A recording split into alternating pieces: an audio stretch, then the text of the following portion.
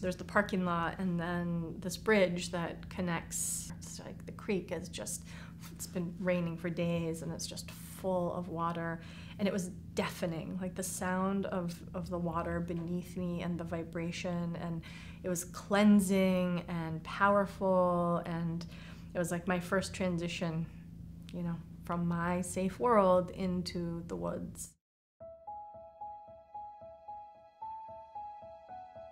It was the morning of October 23rd, which was Jay's birthday, and the first significant day I had celebrated without him. And I was looking out the window, just watching the rain blow sideways. It was torrential downpour, and as I'm sitting there, I just had this thought that kept coming over and over and over. And I just said, "You're going for a drive."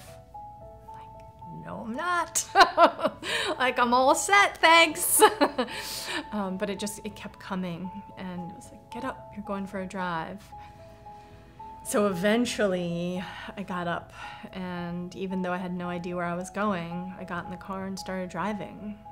And before I knew it, I was heading out the Columbia Gorge, I-84, and sideways blowing winds, the car's rocking back and forth, and the windshield wipers are going as fast as they can, and I still can't see out the window. And before I know it, I just see this sign that says Eagle Creek Campground. And in an instant, I knew that's where I was going. So I got out of the car, and I took this journey up the mountain.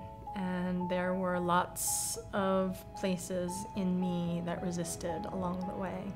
And I wanted to come home, and I wanted to turn around, but something in me kept pulling me to the top of the mountain.